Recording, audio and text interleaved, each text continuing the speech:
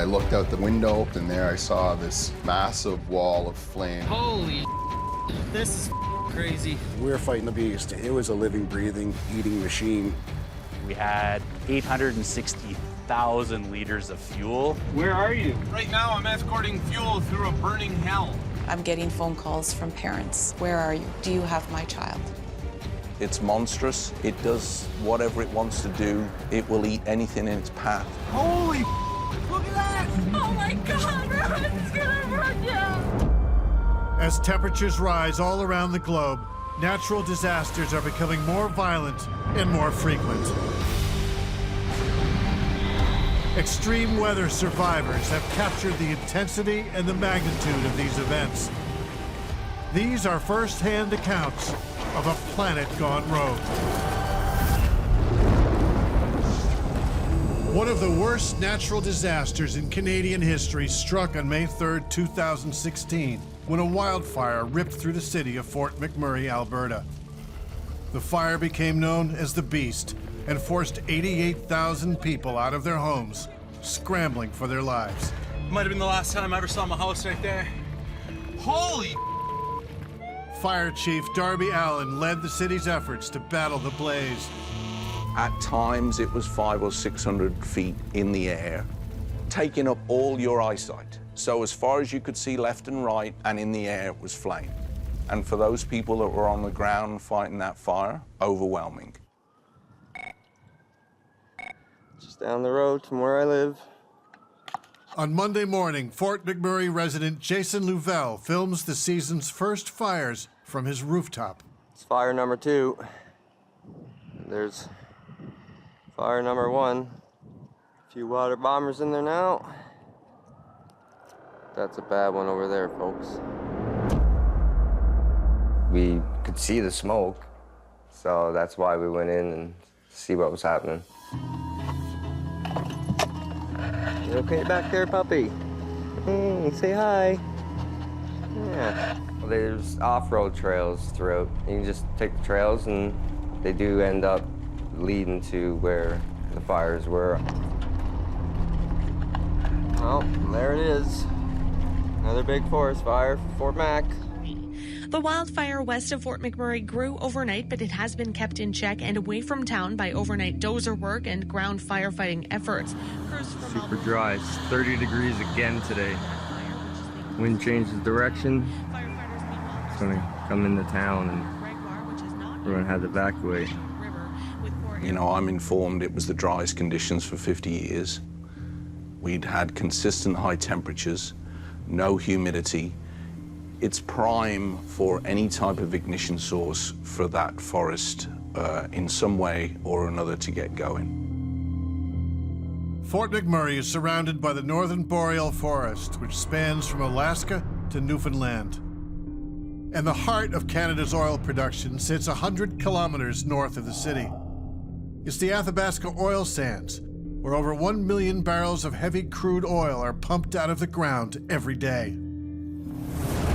So when the first fires start just a few kilometers from the city, water bombers and helicopters are quickly dispatched by Alberta Forestry. I don't think they want us here anymore. They're blocking the road. I think we just got in trouble for coming and watching the fire. The helicopters landing. Yep. Jason and his friends are told to clear the road so ground crews can pave the way for an air attack. This early on, a lot hinges on how fast and how hard these units can strike. There you go. Sweet! Well, the lady said they're going to be bombing here very shortly. We should be getting out of here. I'm concerned. I know how dry it is. We also know how quick this thing is moving. And I'm concerned, although the reports are it's going to pass us by, the wind is continually changing. So although the wind is currently taking it down and away, if that wind changes, we're in trouble. 6:30 at night, on my way to night shift. There's a huge plume of smoke coming up just over the hill. Ash everywhere on the ground. Chris Burrows and Gina Bourdois have lived here for a decade. They've seen their share of wildfires, but this one is different. So, in a sense, we were sort of jaded because, yeah, we'd been living in a forest fire area and a forest fire zone, but it never got that close. Hope we make it through tonight. A little more fire starting. So at the end of the day, on the 2nd, we were in a comfortable position enough. There was no imminent threat at that time. But although we were hopeful, I was concerned that we were going to have some trouble on the 3rd. When dusk comes, firefighting crews are pulled back to safety. And Dale Benfeld gets ready for a long night. And that's what I did all Monday night, was monitor the situation with the staff that I had in the Regional Operations Center. And really, that's the calm before the storm. At night, with the way the ground is out there, there's a number of valleys, there's a number of gullies. It can go in any direction, but you don't know where it is because you don't have a visual on it. Anything could happen.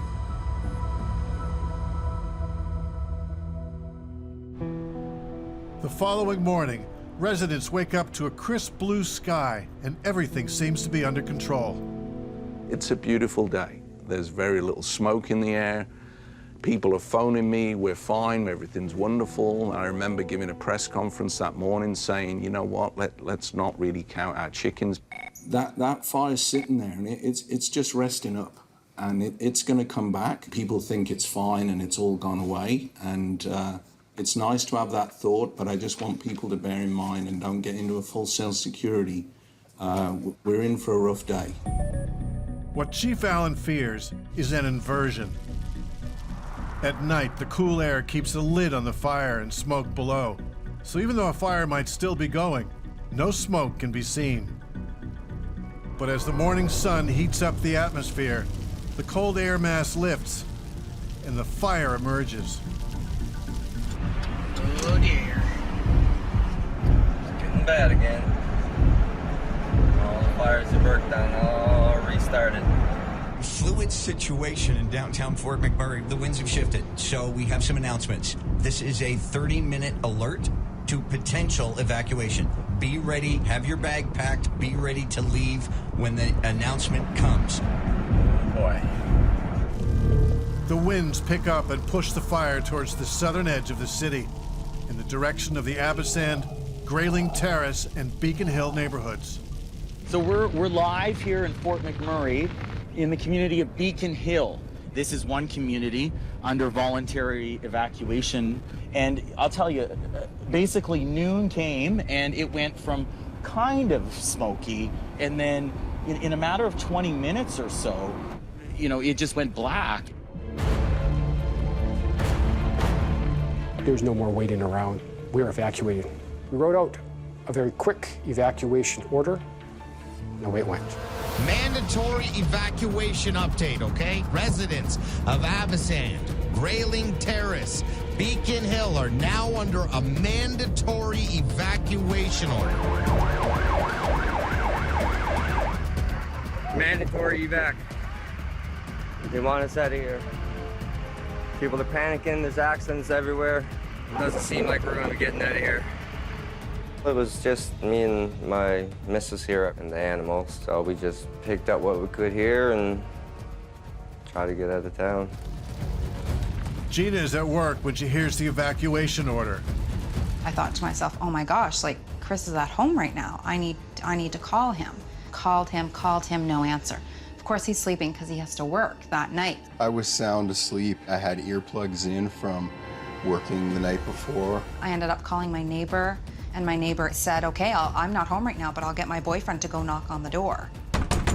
And as I woke up, I could feel the house shaking because of the slamming going on in the door.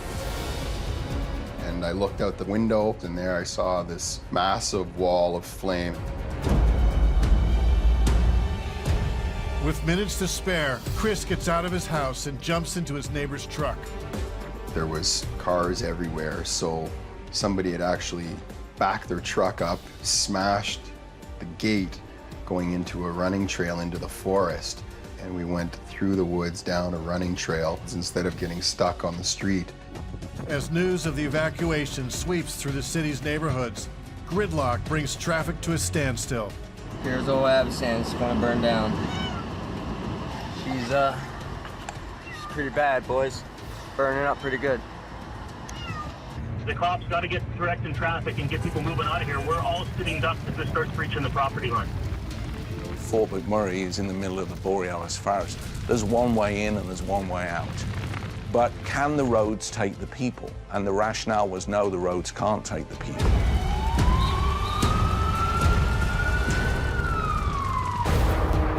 On May 3rd, 2016, a seasonal wildfire unexpectedly burns out of control. Hasty exit. Might have been the last time I ever saw my house right there. Holy! It threatens the Canadian oil sands boomtown of Fort McMurray, Alberta. Mandatory evacuation order. You gotta stay calm. Lord, keep us safe. Get us out of Fort McMurray in one piece. That is name. Look at that. Oh my God. Whoa. I can feel Holy crap. the window is hot. Fort McMurray is home to 88,000 residents. And if they can make it out of their neighborhoods to reach the only highway in town, they might have a chance to survive.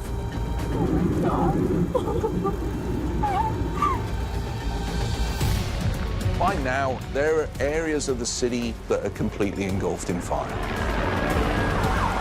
It's monstrous. It does whatever it wants to do. It will eat anything in its path. The beast does not let up. In a terrifying display of its unstoppable power, it jumps across the Athabasca River. It jumped 1,200 feet. That was astounding to us, because we had been told time again that the river was enough of a buffer that it wouldn't cross it. When it reaches something it wants to go across, but naturally it's stopping it, it tends to bend over the top. So that fire load and that wind is forcing it over the top. So those embers fly over now and they start touching down on the other side. You know, in a typical fire, you're talking about little pieces of embers. Here we're talking about whole pieces of trees and flying large debris that's on fire that's now falling on the other side of the river. It is chaos, really. You hear the emergency sirens going, but I need to show you, it's not just on the border. This is Fort McMurray burning.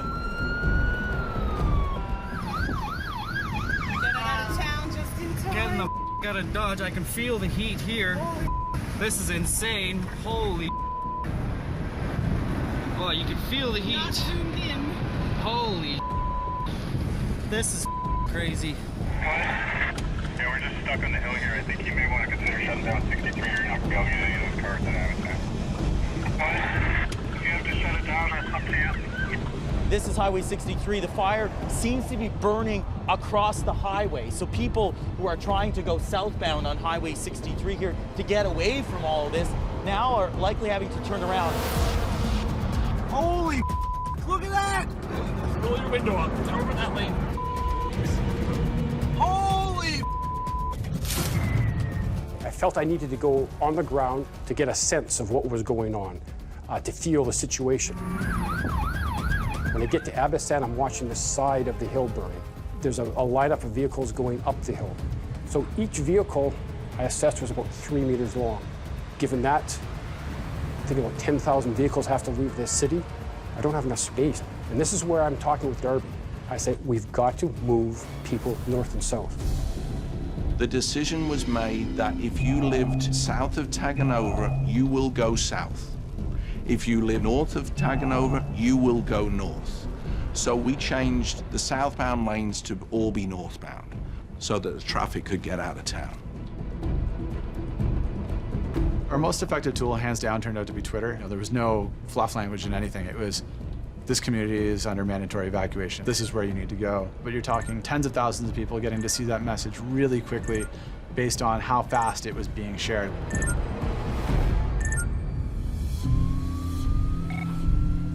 Chris and Gina reunite in a downtown parking lot. Gave him a big hug, big kiss. Yeah, we held each other for a long time. Yeah. I don't know. It was nice to get everyone together finally, but, you know, what do we do? Where do we go? Rock 97.9, sorry to interrupt the Guns N' Roses, but here's what we've heard so far from multiple people. Southbound 63, according to reports, is opened up. Somebody drove by and hollered out their window, the southbound highway is open, it's open. So we all kind of looked at each other and thought, let's get out of here. Let's make our way towards Edmonton. We just left Walmart, but everything, like you remember that hill where we go up? Everything, all that side of the hill's on fire, the other side on the highway, everything is on fire, flames. Get the hell out of there. We're leaving now. It is absolutely crazy. Okay, honey, just drive. Get past all this. I don't want to be in this smoke. I want to go. Gee, I'm going. Just relax. We're doing everything we can. I know, but we're driving into it, and like, I wish I had a mask. Look at this, G. Oh my God. And as we were leaving the city, we drove right into a tremendous wall of smoke and fire. It was on both sides of the highway. There's not enough firefighters for all this. Oh my God, if there was, we wouldn't have this. Look at the cars. People parked in the ditch. They just left their cars and got out. What's going on? Look at this. Look at all these cars. Vehicles would stall when they started taking up the smoke. They would get no combustion in their engine, so they were left stuck there. Oh my God, Chris, look at the other side. Oh my God. This is just horrific.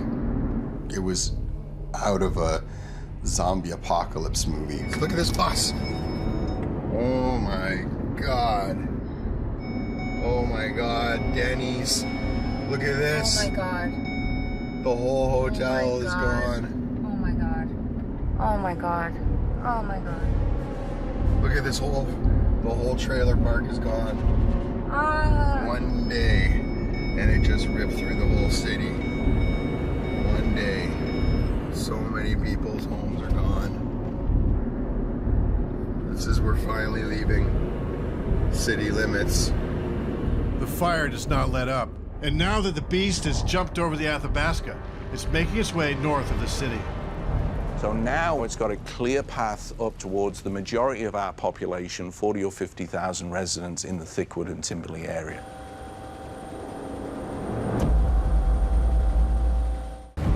On May 3rd, 2016, a raging wildfire bursts into the city of Fort McMurray, Alberta. Holy look at that! Holy Oh my God. The whole hotel is gone. All of the lanes south of town are dedicated to south traffic. 3 neighborhoods in the southern part of the town are being evacuated, and the situation worsens when the fire heads north. Mandatory evacuation for everyone, everywhere. There's the official word we were waiting for. So now we're faced with a fire coming into town that's approximately 4 or 5 kilometers wide, and it's about 20 kilometers long. We sent approximately 25,000 people north, and we didn't know where we were sending them. We just knew we had to get them out of town at that time. To the north of the city are the oil sands production facilities, but also the camps that house the workers employed by the energy industry. A lot of these camps can hold up to a couple thousand workers at a time. They're very large, so I knew there's a safe spot 20 kilometers away. And I started telling everybody, get the message out, everybody goes to Noralta Lodge. From there, we could get people farmed out to all the other camps north of here. At the Father Turcotte Elementary School in downtown Fort McMurray, a few students are still waiting for their moms and dads. But Principal Lisa Hilsentegger decides it's too dangerous to wait any longer. There didn't seem to be any more parents showing up at this time. So I did an all-call in the school. We're leaving, please come to the front. Students got on the bus, I got on, closed the door. There was no doubt in my mind that that was my responsibility to see it to the end, to get all the students home. Just a repeat for you, a mandatory evacuation for the entire city of Fort McMurray is now in effect. At this point, we were being told to go north. And it was very slow. It was very hot on the bus. And it was dark, but it was very orange. Residents go to Noralta Lodge, which is 21 kilometers north of Fort McMurray. Miguel and Pam Borges are also heading north with their 3 children. Originally, we were heading north, and that's what the emergency broadcast kept telling us. The highway south is closed. Fires across the highway, you can't go south. And then we're heading down Thickwood Boulevard, and then the police are directing us to go south. So we went south. We were in separate cars, and I thought, oh, please, do not send him south and me north, because, like, there's just no way. I wouldn't be able to do it. I think I would just disobey and say, nope, sorry, I'm leaving. 63 South, visibility is poor. There's fire right along the side of the highway, but we've had a couple people tell us you can get through, but drive with extreme caution. There are lots of people pulled over on the side of the road. So we hit the highway, all of a sudden traffic's moving, and then we get up to the bridges to head downtown, and smoke everywhere. You can't see any of the buildings. And then we see up on Athabasca, fires right at the highway. It's just fire. Right at the highway. And then finally we hit the top of Beacon Hill and we see the hotel on fire and the gas station and everything else is on fire there. We're just going to keep driving.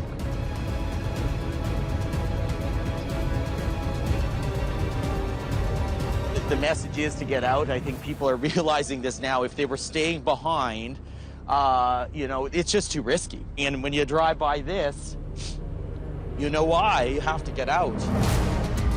While the highway fills up with traffic, firefighters save the homes people have left behind.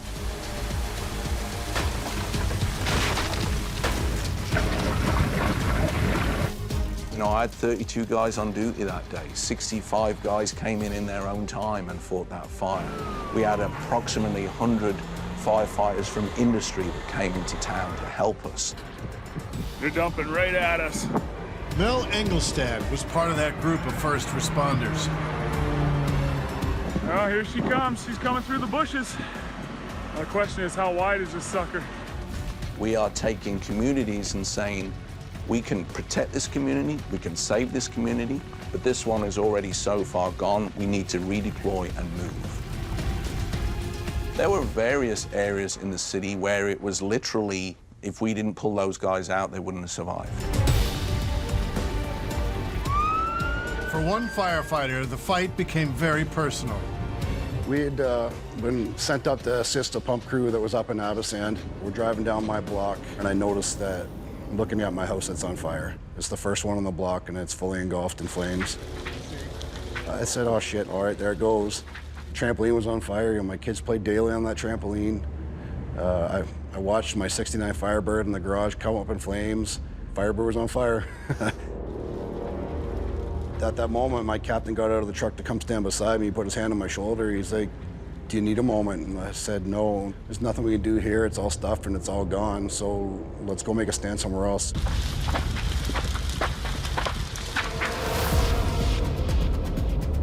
Miguel and Pam have made it out of town.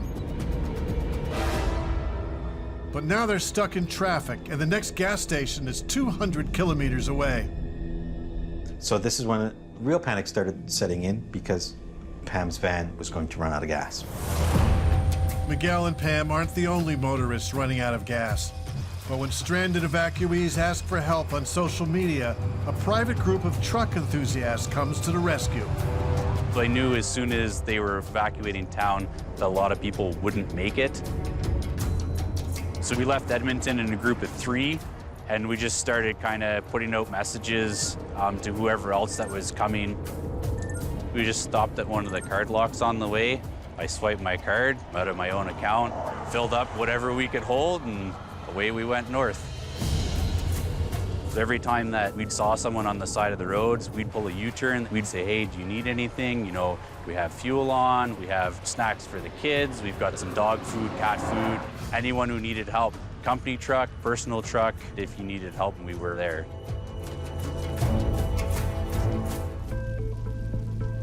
By the time Miguel and Pam Borges reach a service station that still has some gas to sell, they're running on fumes. So we get in the line for gas there, and maybe 1,000 cars, literally 1,000 cars in front of us. And during the line, a woman approached us and said, hey, you got kids, you look tired, do you need a place to stay? If so, they're about to open a camp. They're about to open, it's not open yet, about 1 kilometer down the road. She said, yeah, sure, we have no plans, you know. We've been driving all day. The Borges family finally arrives at the Wandering River Camp, an oil industry facility. So they have a lady at the desk. You give them your license plate number, and it's like, okay, go get something to eat. So it was like the best chicken fingers ever, because we were really hungry.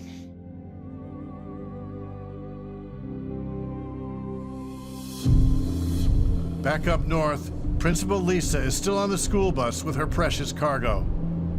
Now I'm getting phone calls from parents. Where are you? Do you have my child? They're frantic. And I remained as calm as I could. We have them. They're safe. They're good. This is where we're at. We'll find you. Where are you? It takes them 5 hours to reach an oil camp. There, Lisa reunites more students with their parents. But when she learns that the route south is open again, she rounds up the few kids still in her charge and decides to take the chance. It was black. You could just barely see the lines on the road. When we got closer to the city, we saw the hotel along Highway 63 had burned. So we knew that Beacon Hill was gone. Once we got to the south end of the city, we knew we were going to be okay.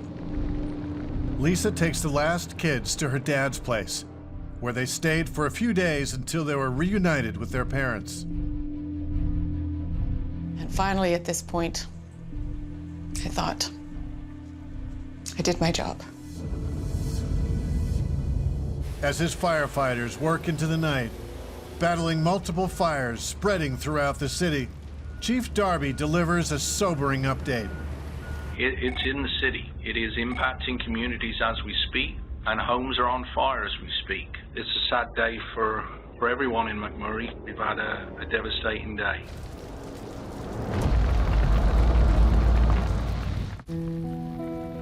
May 3rd, 2016 delivered a devastating blow to the city of Fort McMurray, when a ferocious wildfire swept into the oil sands boomtown and forced 88,000 people to flee for their lives. We successfully evacuated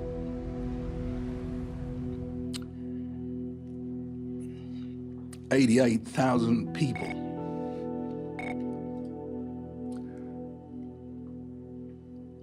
No one is hurt, and no one has passed away right now. I really hope that we get to the end of this and we can still say that. When the first light came on the 4th, we managed to get some reconnaissance and see what had happened. And I felt a weight lift off to my shoulder once we realized that the people were out, because that creates a different dynamic. Now we're fighting structure fire. The fire they nicknamed the Beast is still raging, and it's getting bigger. It was everywhere. We use the term the beast. I call it a three-headed monster because it was going east, then it went north, it went south.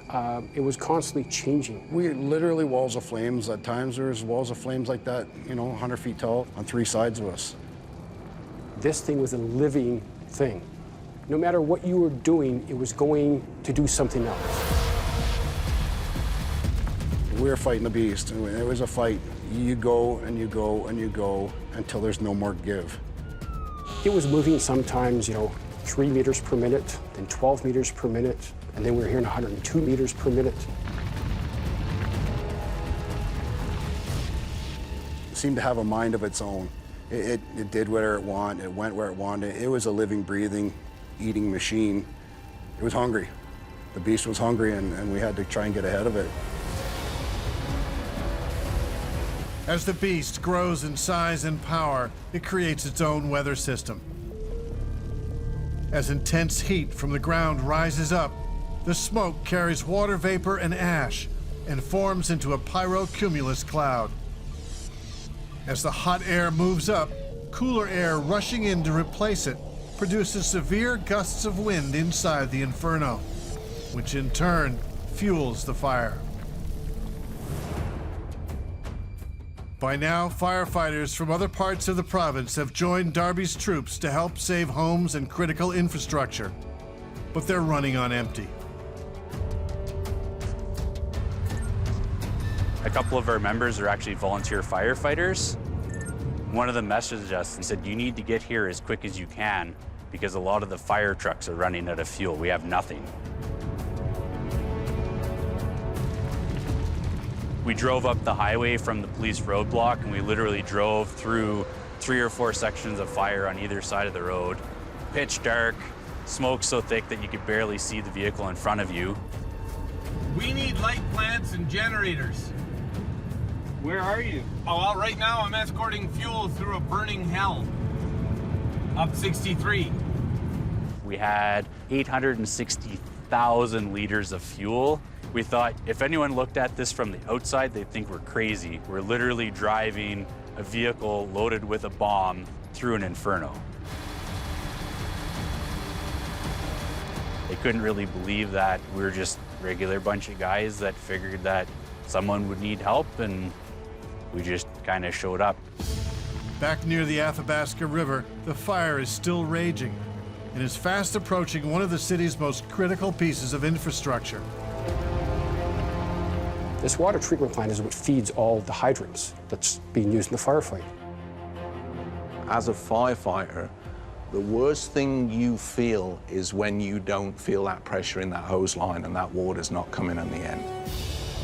As the fire advances towards the plant, a skeleton crew of engineers man the pumps to keep the water flowing. You could stand in this control room here and look out at the fire, and you could watch the flame start up when a wind gust came through and go back down. Like, the fire was everywhere. Those guys were still in the water treatment plant, keeping that water going with fire totally around. The firefighters are doing their part to help fight the fire on the front line. We need to provide them with water. If we had lost our water treatment plant, we would have lost our city.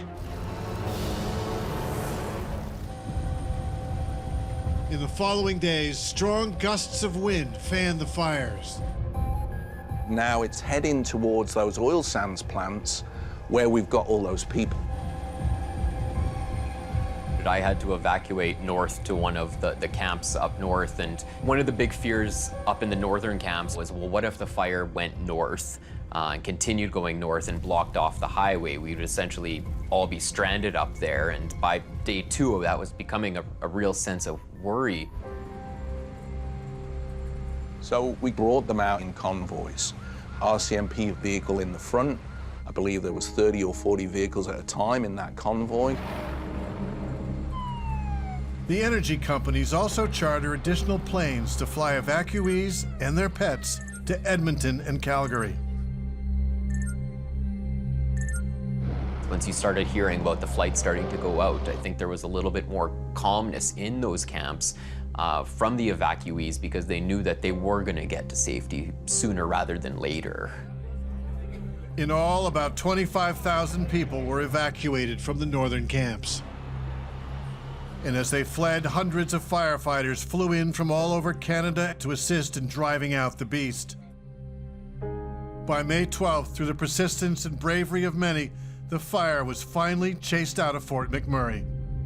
Hey everybody, just want to let you know we think we got this thing beat in McMurray. So I just want to let you know, like, we just can't let you back until it's safe. We got to check the electricity, water, all that stuff. So we'll get you back as soon as we can, we promise. Be patient, look after yourselves, take care. Now the question on everyone's mind is, how much damage did the city suffer, and whose homes are still standing?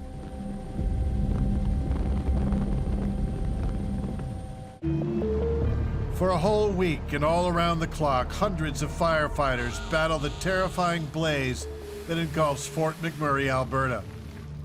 On May 13, 2016, Chief Darby Allen confirms that within city limits, the fire is under control. Good afternoon, everybody. Thank you very much. But that doesn't mean 88,000 evacuees can now return home. I know that everyone is anxious to return home. We're anxious for you to return home. But there is some work to be done to make sure it's safe for everyone before that can happen. Chief Darby takes Canadian Prime Minister Justin Trudeau and Alberta Premier Rachel Notley on a tour for a first-hand look at the destruction.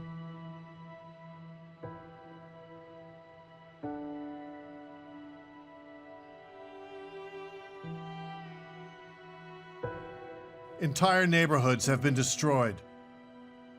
In total, about 2,700 homes have burned to the ground, and many more have sustained severe damage. But this tally only accounts for bricks and mortar. It does not include the deep emotional distress that now affects the entire community.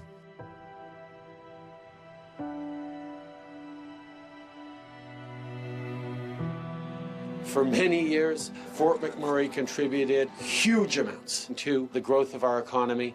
Now this community needs help, and I can guarantee you, Canada will be here for this community. It will be weeks before the city is ready for residents to return. But it could have been a lot worse. In those early days, we knew that we had managed to save a good chunk of the properties, and you know, it turned out that we saved around 84% of the properties. The city was surrounded by an ocean of fire, but Fort McMurray and the surrounding communities have been saved, and they will be rebuilt.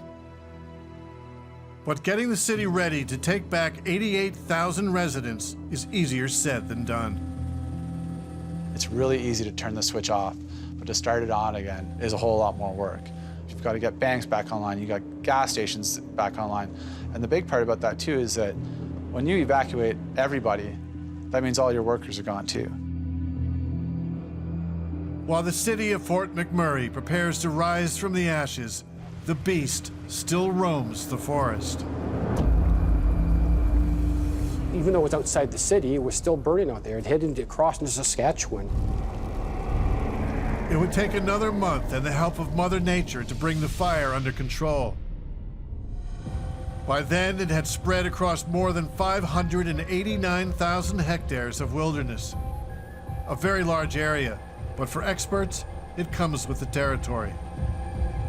In Canada, on average, we have about 7,000 forest fires, and it burns about 2 million hectares, which is about half the size of Nova Scotia. Fires are part of the natural cycle of the boreal forest. Fire reduces the spread of disease and resets the clock for new generations of trees. We have fire on the landscape. Wherever we have vegetation, we can have fire. Unfortunately, sometimes communities get in the way of the path of a fire, as in the case in Fort McMurray, and then you have disastrous results. Now, the fire is still under investigation. We're not sure exactly what caused it. It may have been a four-wheeled vehicle from a spark hitting a rock, or sometimes material gets caught up on the muffler and it heats up and starts to smolder, and then the wind comes along and we're off to the races. Whatever made the spark, it was a human who caused the fire. But it will take years of study before the increasing risk and severity of wildfires in the Canadian boreal forest can be fully understood. Fire in Canada has doubled since the 70s, and we believe this is due to human-caused climate change. 3 reasons. Fire seasons are longer. The official fire season in Alberta now starts March 1st. It used to be April 1st. Second, the warmer it gets, the more lightning we get. The more lightning we get, everything else being equal, the more fires we get. Third reason, as the atmosphere warms, fuels will be drier, easier for fires to start and spread. So we expect more intense fires in the future. The re-entry date is set for June 1st. As thousands prepare to return, the city tries to help soften the shock. When you leave and all you see is a burning wall of fire, you know, you're going to think the worst. And so it was our job to make sure that there was hope. The communication team sets up a website that posts aerial before and after photographs of every single residential and commercial property in Fort McMurray. We had to preface that with the knowledge that this may be the way that you find out that you've lost your home. And that there was, when you first got to this website, that message did come up. We understand that it was going to be a very challenging and emotionally hard experience for a lot of folks and that lost their homes. And you know, this isn't just a house that you lose, it's a lifetime of memories in a lot of cases. Many months would pass before all the financial costs would be known. Calculating the emotional toll of the fires on families and marriages will be more difficult to assess. for those who decide to leave and start a new life elsewhere, and those who choose to stay, to rebuild and to resume their lives in the town they call home.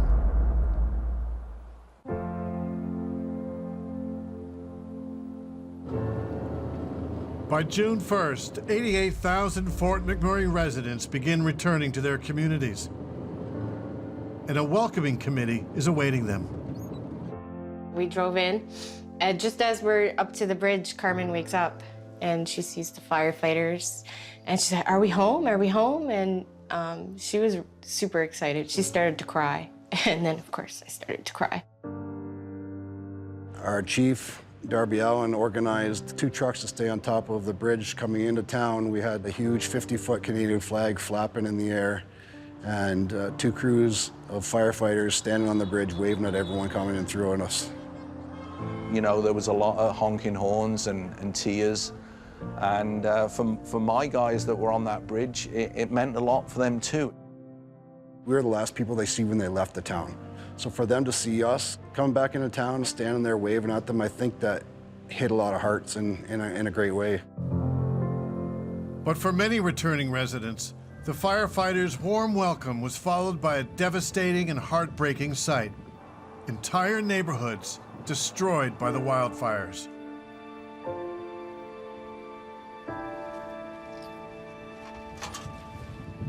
I knew that the house wasn't going to survive, but there's always that hope. You know, you hope that you have a home to come home to. All that remains of Chris Burrow's house is an empty lot filled with ashes and debris. There was a few things that we managed to pull out of the remains. This is what's left of my grandfather's watch from after the war. This was what my mom kept and would put our family's baby teeth in. So other than that, everything perished in the fire, and it was tragic.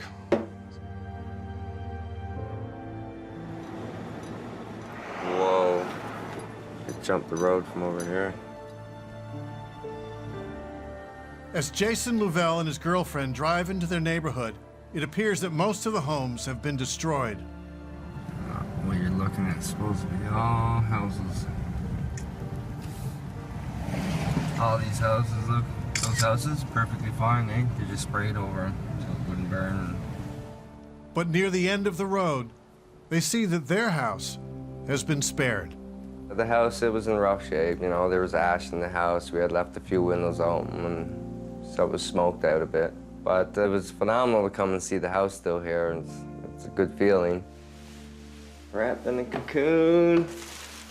We had to wash all the walls in the house, and down in the basement, all the floors had to be scrubbed. Holy had to get the ceilings repainted. The last step. Looking back on it, it's hard. It fills me up sometimes still, talking about it and just thinking about it. Almost back to normal. Me and puppy. For now, the hard-working people of Fort McMurray remain focused on rebuilding their homes and their communities and making Fort Mac a safer and better place to live. You know, it's an unbelievable town, and I've only worked here for 7 years, but this place welcomed me, and I feel a tremendous kinship, ownership with the people here. And I think, if anything, you know, this has maybe let the rest of the country know that it's a pretty good place to be.